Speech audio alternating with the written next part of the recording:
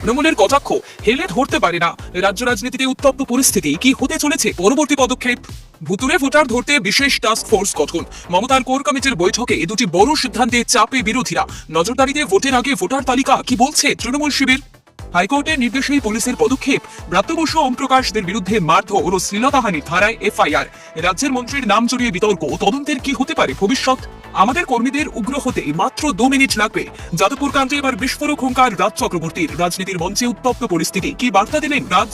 12 লক্ষ OBC certificate বাতিল। হাইকোর্টের কড়া নির্দেশে রাজ্যের মাথায় চিন্তার ভাঁজ। কি হবে হাজার হাজার প্রার্থীর ভবিষ্যৎ? খাকি উঠতি, চোখে সানগ্লাস, কথা বলায় চৌখস। নকল মহিলা পুলিশ অফিসারকে দেখে হতবাক আসল পুলিশ। কিভাবে ফাঁস হলো পুরো চক্র? বাংলাদেশি সহ 3 জন গ্রেপ্তার। হিলিতে ভুয়ো নথি তৈরির চক্রের হদিশে পুলিশের বড় সাফল্য। সীমান্তবর্তী এলাকায় নয়া চাঞ্চল্য। কিভাবে চলছিল এই কারবার? বিধানসভা ভোটের আগে উত্তরবঙ্গকে পাখির চোখ সিপিআইএম এর। কোন বিশেষ ছক কষছে মীনাক্ষী ও সেলিমরা? নদিয়ায় নিয়ন্ত্রণ হারিয়ে গ্যাস সিলিন্ডার ভর্তি গাড়িকে ধাক্কা, পণ্যবাহী লরির। অল্পের জন্য রক্ষা পেল বড়সড় দুর্ঘটনা। ভুয়ো কাস্ট সার্টিফিকেটে শয়ে শয়ে কনস্টেবলের চাকরি। বড় পদক্ষেপে নাম লালবাজার। সামনে আসছে আরো চাঞ্চল্যকর তথ্য। বক্সির নেতৃত্বে তৃণমূলের প্রথম বৈঠকে অনুপস্থিত অভিষেক বন্দ্যোপাধ্যায়। মার্চে আলাদা বৈঠক করতে পারেন বলে বার্তা দিতে পারেন যুবরাজ। মহাকুম্ভ বদলে দিল পিন্টুর জীবন। 45 দিনে নৌকা চালিয়েই আয় 30 কোটি টাকা। কিভাবে ঘটল ওই বিস্ময়কর ঘটনা? এছাড়াও রয়েছে আরো বেশ কিছু গুরুত্বপূর্ণ খবর। পুরো বিস্তারিত জানতে ভিডিওটি শেষ পর্যন্ত শুনুন। যাদবপুর কাণ্ডে শুরু থেকেই ছেড়ে কথা বলতে নারাজ তৃণমূল কংগ্রেস। অরূপ বিশ্বাস তো সাফ বলেছিলেন যাদবপুর দখল করতে তাদের 1 মিনিট সময় লাগবে। ছেড়ে কথা বলেননি সায়নী ঘোষ থেকে শুরু করে কুণাল ঘোষের মতন নেতারা। এবার পাল্টা চালিয়ে খেলার হুঙ্কার এসএফআই এর। তৃণমূল পুলিশের সাহায্যে ক্যাম্পাসে ঢুকে মারধর করলে দেওয়া হবে পাল্টা জবাব। ইট মারলে পাটকেল খেতে হবে। 2011 থেকে ওরা ক্যাম্পাসে থ্রেট সিন্ডিকেট, ক্রাইম সিন্ডিকেট, দুর্নীতির সিন্ডিকেট চালিয়ে আসছে। ওরা যদি খেলা হবে পরিকল্পনা করে, তাহলে এবার আমরাও বলছি ক্যাম্পাসে ক্যাম্পাসে চালিয়ে খেলা হবে। এদিন এ ভাষাতে সাংবাদিক বৈঠক থেকে হুঙ্কার দিলেন এসএফআই এর রাজ্য সম্পাদক দেবাঞ্জন দে। প্রসঙ্গত, যাদবপুর কাণ্ডের পরেই সোমবার রাজ্য জুড়ে ছাত্র ধর্মঘটের ডাক দিয়েছিল এসএফআই। ধর্মঘটের আবহে রাজ্যের বিভিন্ন প্রান্তে বিচ্ছিন্ন অশান্তির ছবিও দেখা যায়। একাধিক কলেজে টিএমসিপির সঙ্গে এসএফআই কর্মীদের সংঘর্ষের ছবিও দেখা গিয়েছে। এদিকে ইতিমধ্যেই যাদবপুর কাণ্ডের জল গড়িয়েছে আদালতে। আহত ছাত্র ইন্দ্রানুজ রায়ের অভিযোগের ভিত্তিতে এফআইআর দায়ের নির্দেশ দিয়েছে কলকাতা হাইকোর্ট। তা নিয়ে চাপানোতর চলছে। অন্যদিকে শাসকের উপর চাপ বাড়িয়ে চলেছে বামেরাও। রোজে নেওয়া হচ্ছে নিত্য নতুন কর্মসূচি। এরই মধ্যে এবার ফের হুঙ্কার সুধান ভট্টাচার্যের উত্তরসূরিদেরও। এদিনের সাংবাদিক বৈঠক থেকে দেবাঞ্জন বলেন, বহিরাগত গুন্ডারা যদি ক্যাম্পাসের মধ্যে ঢুকে ছাত্রদের মারতে থাকে, যদি বহিরাগত গুন্ডারা পুলিশের সাহায্য নিয়ে তৃণমূল টিএমসিপি পুলিশ এক হয়ে ক্যাম্পাসের মধ্যে মেয়েদের ধরে পেটাতে থাকে, রাস্তায় ফেলে মারতে থাকে, তাহলে কি সাধারণ ছাত্রছাত্রীরা আক্রমণকারীদের দিকে ফুল ছুঁড়বে? এটা 2025 সাল। ওরা যদি খেলা হবে পরিকল্পনা করে থাকে, তাহলে আমরাও বলছি ক্যাম্পাসে ক্যাম্পাসে চালিয়ে খেলা হবে। এটার জন্য যেন সকলে প্রস্তুত হয়ে থাকে। পাল্টা সুর চড়িয়েছে রাজ্যের শাসক দল। তৃণমূলের ছাত্র সংগঠনের রাজ্য সভাপতি তৃণাঙ্কুর ভট্টাচার্য খোঁচা দিয়ে বলেন, হেলে ধরতে পারে না, কেউটে ধরতে এসেছে। ওরা যখন এত বড় বড় লেকচার দেয়, তখন শুনে হাসি পায়। বছর ঘুরলেই রাজ্য বিধানসভা নির্বাচন। 26-এর ভোটে বড় ইস্যু হতে পেন অভিষেক বন্দ্যোপাধ্যায়। জানা যাচ্ছে তৃণমূলের সমস্ত সাংগঠনিক পদাধিকারীরা উপস্থিত থাকবেন ওই বৈঠকে। তার আগে গতকাল তৃণমূল ভবনে অনুষ্ঠিত বৈঠক থেকে নেওয়া হয়েছে দুটি কড়া সিদ্ধান্ত। এই বৈঠকে খুব স্পষ্ট করে জানানো হয়েছে, ভুতুরে ভোটার ধরায় কোনো ফাঁকিবাজি চলবে না। তাই বলা হয়েছে, কিছুদিন বাড়ির বাইরে বেরিয়ে ধরপাকড় করার পর সংবাদ মাধ্যমে খবর হতেই সব থিতিয়ে গেলে চলবে না। বৈঠক থেকে নির্দেশ দেওয়া হয়েছে, সমস্ত নেতাদের প্রতিদিন প্রত্যেক ভোটারদের বাড়ি বাড়ি যেতে হবে এবং স্ক্রুটিনি করে দেখতে হবে বাড়ির প্রকৃত ভোটার কার্ডধারীদের মাঝে কোনো ভুয়ো ভোটার আছেন কিনা। একই সাথে প্রত্যেক 15 দিন অন্তর সার্ভের রিপোর্ট কোর কমিটিকে জানানোর নির্দেশ দেওয়া হয়েছে। গতকালের বৈঠক থেকেই কোর কমিটির সদস্যদের বেশ কয়েকটি জেলার দায়িত্ব বেঁধে দেওয়া হয়েছে। জানা যাচ্ছে পূর্ব মেদিনীপুর, পশ্চিম মেদিনীপুর এবং ঝাড়গ্রামের দায়িত্ব দেওয়া হয়েছে তৃণমূল নেতা মানস ভূঁইয়াকে। অন্যদিকে মোশাররফ হোসেন সামলাবেন নিজের জেলা উত্তর দিনাজপুরের দায়িত্ব। এছাড়াও হাওড়া, হুগলির দিকেও নজর থাকবে তাঁর। এইভাবে কোথায় ভুতুরে ভোটার রয়েছে তা দায়িত্ব নিয়ে দেখতে হবে তৃণমূল নেতাদের। আপনাদের সকলকে দুর্গাপুর সংবাদের পক্ষ থেকে আন্তরিক শুভেচ্ছা। যদি আমাদের প্রতিবেদনটি ভালো লাগে, তবে লাইক দিয়ে আমাদের উৎসাহিত করুন এবং কমেন্টে আপনার জেলার নাম জানিয়ে দিন। নির্ভুল, নিরপেক্ষ এবং দ্রুততম সংবাদ পেতে দুর্গাপুর সংবাদ চ্যানেলের সঙ্গে থাকুন। ফিরে আসছি পরবর্তী খবরে। ধন্যবাদ। সায়নী ঘোষ থেকে কুণাল ঘোষ, অরূপ বিশ্বাস, কল্যাণ বন্দ্যোপাধ্যায়। যাদবপুর কাণ্ডে ছেড়ে কথা বলেননি কেউই। এবার আসরে তৃণমূল বিধায়ক তথা বিখ্যাত চলচ্চিত্র পরিচালক রাজ চক্রবর্তী। আমাদের কর্মীদের উগ্র হতে 2 মিনিট সময় লাগবে, এদিন এই ভাষাতেই হুঁশিয়ারি দিতে দেখা গেল ব্যারাকপুরের সাংসদকে। এদিন রাজ বলেন, আমাদের অনেক কর্মী আছে, তারাও উগ্র হতে পারেন, 2 মিনিট সময় লাগে, কিন্তু তারা জানে আমাদের পার্টি সেটাকে সমর্থন করে না। আমাদের পার্টি কখনোই বলবে না যাও বিরোধীদের গিয়ে মেরে আসো। এরপরে সিপিএম এর বিরুদ্ধে আরো এক ধাপ সুর চড়িয়ে বলেন, আজকে যাদবপুরে যেটা ঘটেছে সেটা সিপিএম এর সময় হলে আর অন্য দল যদি করত তাহলে তারা রাজ্যে থাকতে পারতো না, হয়তো খালের ভিতরে থাকতে হতো। প্রসঙ্গত, যাদবপুর কাণ্ডের পরপরই রাস্তায় নামতে দেখা গিয়েছিল তৃণমূলের এক ঝাঁক বিধায়ক সাংসদদের। যাদবপুর এলাকা থেকেই ক্ষোভ উগরে দিতে দেখা গিয়েছিল অরূপ বিশ্বাসকে। ঝাঁঝালো সুরে বলেছিলেন, আমরা মনে করি যে ছাত্ররা অধ্যাপকের গায়ে হাত দেয় তারা কখনো ছাত্র হতে পারে না, ওরা গুন্ডা। যদি মনে হয় 1 মিনিট সময় লাগবে যাদবপুর বিশ্ববিদ্যালয় দখল করতে। সুর চড়িয়েছিলেন যাদবপুরের সাংসদ সায়নী ঘোষও। বামেদের বিরুদ্ধে সুর চড়িয়ে বলেছিলেন, শান্ত যাদবপুরকে অশান্ত করার চেষ্টা করবেন না, শান্ত বাংলাকে অশান্ত করার চেষ্টা করবেন না, 26-এ পুনরায় খেলা হবে। হুঙ্কার দিয়েছিলেন যাদবপুরের বিধায়ক দেবব্রত মজুমদারও। রীতিমতো হুঙ্কারের সুরে বলেছিলেন, লক্ষণ রেখা অতিক্রম করবেন না, না হলে কিন্তু ভালো হবে না। এবার সেই তালিকায় 9তম সংযোজন রাজ। কলকাতা হাইকোর্টের নির্দেশে যাদবপুর বিশ্ববিদ্যালয় পড়ুয়া ইন্দ্রনুজ রায়ের অভিযোগের ভিত্তিতে এফআইআর পুলিশের। শিক্ষামন্ত্রী ব্রাত্য বসু, অধ্যাপক ওমপ্রকাশ মিশ্রের বিরুদ্ধে এফআইআর দায়ের। খুনের চেষ্টা, মহিলাকে মারধর, শ্লীলতাহানি, হুমকি সহ একাধিক ধারায় মামলা রুজু পুলিশের। পুলিশ সূত্রে খবর, ভারতীয় ন্যায় সংহিতায় 115 এর 2/74, 351/3, 109/3/5 ধারায় মামলা রুজু হয়েছে। গত শনিবার যাদবপুর বিশ্ববিদ্যালয় যে ঘটনা ঘটে তার প্রেক্ষিতে প্রথম বর্ষের পড়ুয়া ইন্দ্রানুজ রায়ের তরফে ইমেল মারফত একটি অভিযোগ দায়ের করা হয় থানায়। তবে অভিযোগ পুলিশের প্রেক্ষিতে কোনো মামলা রুজু হয়নি। এরপর বুধবার একটি মামলা দায়ের হয় হাইকোর্টে। সেখানে ছাত্রদের হয়ে আইনজীবী বিকাশ রঞ্জন ভট্টাচার্য বলেন, 7 জনের এফআইআর এর মিথ্যে দাবি করা হয়েছে, ছাত্রদের কোনো এফআইআর নেওয়াই হয়নি, কিন্তু যারা ছাত্রদের বিরুদ্ধে অভিযোগ করেছে তাদের এফআইআর নেওয়া হয়েছে। এরপরেই কেন এফআইআর নেওয়া হয়নি তা রাজ্যের কাছে জানতে চান বিচারপতি তীর্থঙ্কর ঘোষ। পরবর্তীতে তিনি স্পষ্ট নির্দেশ দেন, আহত ছাত্র ইন্দ্রানুজ রায়ের অভিযোগের এফআইআর হিসেবে নিতে হবে। পুলিশ সূত্রে খবর, এরপর বৃহস্পতিবার শিক্ষামন্ত্রী ব্রাত্য বসু, তাঁর গাড়ির চালক এবং ওমপ্রকাশ মিশ্র সহ আরো একাধিক ব্যক্তির বিরুদ্ধে নির্দিষ্ট কয়েকটি ধারাতে এফআইআর রুজু হয়েছে। পুলিশ সূত্রে জানা যাচ্ছে তাদের বিরুদ্ধে মারধর, শ্লীলতাহানি, হুমকি সহ একাধিক ধারায় মামলা রুজু হয়েছে।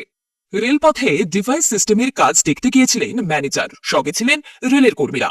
রেলের পরিদর্শনের কাজে লাগানো হয়েছে বক্সা টাইগার রিজার্ভের 2টি কুনকি হাতিকে। কাজের মাঝেই আচমকাই কুনকি হাতির পায়ের নিচে পিষে মৃত্যু হয় এজেন্সি নিযুক্ত রেলের এক কর্মীর।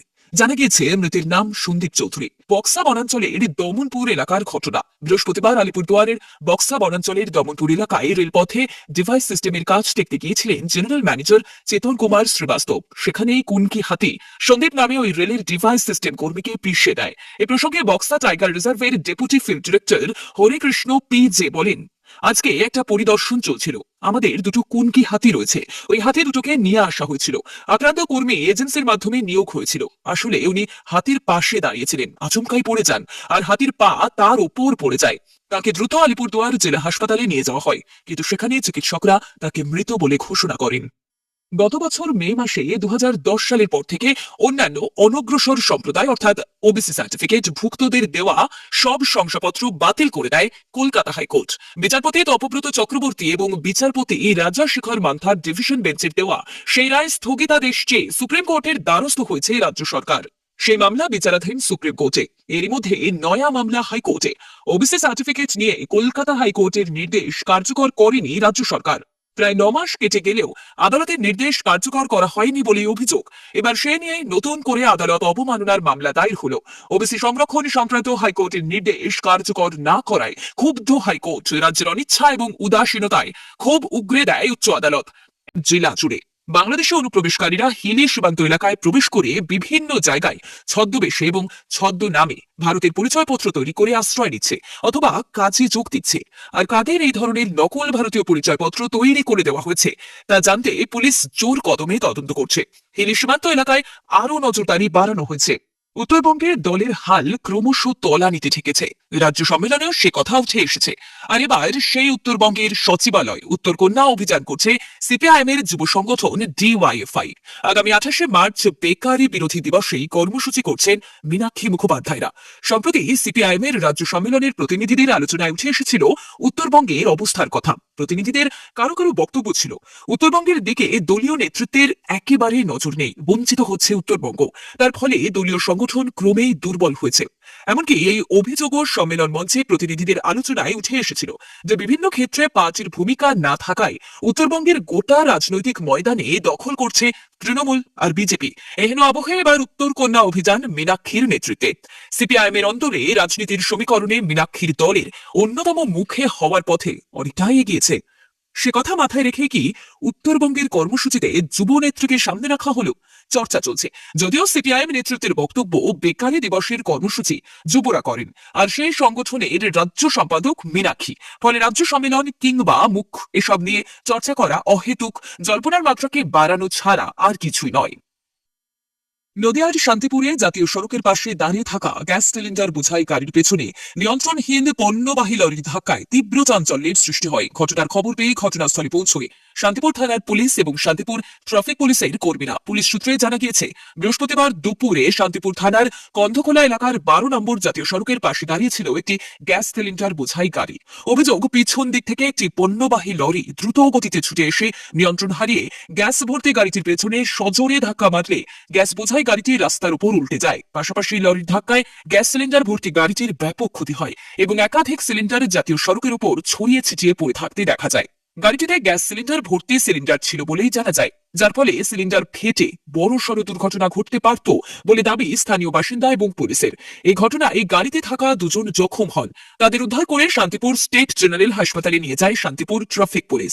অন্যদিকে ঘাতক গাড়িটি পালিয়ে যাওয়ার চেষ্টা করলে নদিয়ার রানাঘাটে গিয়ে ধরা পড়ে পুলিশের হাতে। গ্যাস সিলিন্ডার গাড়ি চালকের দাবি, প্রথমে গাড়িতে ধাক্কা মেরে অনেকটাই টানতে টানতে নিয়ে যায়, এরপর পরিস্থিতি বুঝে পালিয়ে যায় পণ্যবাহী লরিটি। স্বাভাবিকভাবে যদি গ্যাস সিলিন্ডার লিক হতো তাহলে ভয়ানক পরিস্থিতি হওয়ার সম্ভাবনা ছিল। জানা গেছে, গ্যাস সিলিন্ডারের গাড়িটি রানাঘাট যাওয়ার উদ্দেশ্যে দাঁড়িয়েছিল জাতীয় সড়কের পাশে। ভুয়ো তফসিলি শংসাপত্র দেখিয়ে পুলিশের চাকরি। এবার সত্যতা যাচাই করতে রাজ্যের বিভিন্ন জেলা প্রশাসনের সঙ্গে যোগাযোগ করল লালবাজার।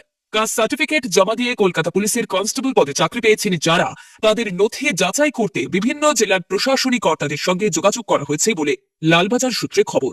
জেলা প্রশাসনগুলির চাওয়া হলো কাস্ট সার্টিফিকেট সংক্রান্ত রিপোর্ট, অর্থাৎ কাস্ট সার্টিফিকেট জমা দিয়ে কোনো চাকরি প্রার্থী কলকাতা পুলিশের কনস্টেবল পদে চাকরি পেয়েছেন কিনা সেই কাস্ট সার্টিফিকেট সংক্রান্ত তথ্য জানতে চাওয়া হয়েছে সংশ্লিষ্ট জেলার প্রশাসনিক কর্তার কাছে। প্রসঙ্গত, পশ্চিমবঙ্গ আদিবাসী কল্যাণ সমিতির তরফে অভিযোগ জানানো হয়, 2012 সালে ভুয়ো এসটি সার্টিফিকেট জমা দিয়ে চাকরি পেয়েছেন শতাধিক কনস্টেবল। অভিযোগ পেয়ে অনুসন্ধান শুরু করে লালবাজার। সেন্ট্রাল রিজার্ভ অফিসের তরফে নির্দেশ দেওয়া হয়েছিল, কাস্ট সার্টিফিকেট জমা দিয়ে যারা চাকরি করছেন তারা শীঘ্রই তাদের কাস্ট সার্টিফিকেট ও সংক্রান্ত নথি জমা করুক লালবাজারে। সূত্রের দাবি, সেই নথি জমা পড়েছে। খতিয়ে দেখতে এবার তালিকা ধরে বিভিন্ন জেলা প্রশাসনকে রিপোর্ট দিতে বলা হয়েছে কলকাতা পুলিশের তরফে। ভুতুড়ে ভোটার ধরতে কোর কমিটি গড়ে দিয়েছিলেন তৃণমূল সুপ্রিমো মমতা বন্দ্যোপাধ্যায়। নেতাজি ইন্ডোর স্টেডিয়ামে অনুষ্ঠিত হওয়া সেই মেগা বৈঠকের মঞ্চে মমতার পাশে বসেছিলেন দলের সর্বভারতীয় সাধারণ সম্পাদক অভিষেক বন্দ্যোপাধ্যায়। তৃণমূলের রাজ্য সভাপতি সুব্রত বক্সির নেতৃত্বে সেই কমিটি গঠন করা হলেও দ্বিতীয় নাম ছিল অভিষেকের। আর সেই কমিটির প্রথম বৈঠকেই দেখা মিলল না অভিষেকের। শুধু তাই নয়, পৃথক বৈঠকেরও ডাক দিয়েছেন অভিষেক বন্দ্যোপাধ্যায়। সাম্প্রতিককালে বারবার রাজ্যের রাজনৈতিক মহলের চর্চায় উঠে এসেছে তৃণমূলের অন্তরের সমীকরণ। দলের শীর্ষ নেতৃত্ব তথা সুপ্রিমোর সঙ্গে কি অভিষেকের দূরত্ব বাড়ছে? এই প্রশ্ন ঘুরে ফিরে সামনে এসেছে। তবে নেতাজি ইন্ডোরের বৈঠকে অভিষেক স্পষ্ট বলেছেন, আমার গলা কেটে দিলেও মমতা বন্দ্যোপাধ্যায়ের নামই বেরোবে। কোনো দূরত্ব যে নেই সেটাই কার্যত বুঝিয়ে দেন অভিষেক। তারপরেও বৃহস্পতিবারের বৈঠকে বাড়ল জল্পনা। মূলত ভোটার লিস্ট পরিষ্কার করার জন্য এই কমিটি গঠন করে দিয়েছিলেন মমতা। 36 জনের এই কমিটি গঠন করে দেওয়া হয়। বৃহস্পতিবার ছিল সেই কমিটির প্রথম বৈঠক। সেখানে অভিষেক ছাড়াও অনুপস্থিত ছিলেন ডেরেক ওব্রায়েন। বৈঠক শেষ হওয়ার পর দেখা যায় চিরকুট হাতে আরেকটি বৈঠকের কথা ঘোষণা করছেন সুব্রত বক্সী। তিনি জানান, আগামী 15 মার্চ দলের জেলা নেতৃত্বকে নিয়ে বৈঠকে বসবেন অভিষেক। বক্সীর বৈঠক হওয়া সত্ত্বেও অভিষেকের পৃথক বৈঠক করার প্রয়োজন পড়ল কেন, তা নিয়ে প্রশ্ন উঠেছে। 15 মার্চে ওই বৈঠকে সব নেতারা উপস্থিত থাকবেন কিনা সেদিকেই নজর থাকছে সকলের। মহাকুম্ভে হয়েছে মহামিলন। সব ধর্ম সম্প্রদায় থেকে শুরু করে দেশ বিদেশের কোটি কোটি মানুষ প্রয়াগরাজের মহাকুম্ভে এসেছিলেন পুণ্য স্নান করতে। 1.5 মাস ধরে চলা মহাকুম্ভে উত্তরপ্রদেশ সরকারের আয় হয়েছে 4 লক্ষ কোটি। এই কুম্ভে ছোট ছোট ব্যবসা করেও লাখ লাখ টাকা উপার্জন করেছে বহু মানুষ। এরই মধ্যে নজর কেড়েছে এক নৌকা চালকের কাহিনী। তার জীবনটাই বদলে দিয়েছে এই কুম্ভ। এমনকি মুখ্যমন্ত্রী যোগী আদিত্যনাথও সকলের সঙ্গে ভাগ করে নিয়েছেন ওই নৌকা চালকের সাফল্যের কাহিনী। মহাকুম্ভে শুধু নৌকা চালিয়ে এক ব্যক্তি আয় করেছেন 30 কোটি টাকা। হ্যাঁ, 30 লক্ষ নয়, 30 কোটি টাকা। মুখ্যমন্ত্রী ওই নৌকা চালকের সাফল্যের কাহিনী তুলে ধরার পরেও অনেকেই বিশ্বাস করতে চাননি। এবার উত্তরপ্রদেশ সরকার ব্যাখ্যা করলো কিভাবে মহাকুম্ভ চলাকালীন মাত্র 45 দিনেই ওই নৌকা চালক 30 কোটি টাকা উপার্জন করেছেন। পিন্টু মহারা নামক ওই নৌকা চালক প্রয়াগরাজেরই বাসিন্দা। 144 বছর পর এই মহাকুম্ভ হচ্ছে, কোটি কোটি মানুষের সমাগম হবে, এই কথা মাথায় রেখেই বড় ঝুঁকি নিয়েছিলেন তিনি। প্রয়াগরাজের সঙ্গমে তার 60টি নৌকা চলে। মহাকুম্ভ শুরু হওয়ার ঠিক আগেই তিনি সেই নৌকার সংখ্যা বাড়িয়ে 130 করেন। এই সিদ্ধান্তই তার জীবন বদলে দেয়। মহাকুম্ভে বিপুল পর্যটকদের ভিড় সামলাতে তার কোনো নৌকা ফাঁকা যায়নি। প্রতিদিন তার প্রতিটি নৌকা 50 থেকে 52 হাজার টাকা উপার্জন করত। অর্থাৎ 45 দিনে একটি 23 লক্ষ টাকা করে উপার্জন করেছে। মহাকুম্ভের এই কদিনে পিন্টু এত অর্থ উপার্জন করেছেন যে পরবর্তী প্রজন্মের ভবিষ্যৎও সুরক্ষিত হয়েছে। আজকের মতন খবর এই পর্যন্তই। ধন্যবাদ।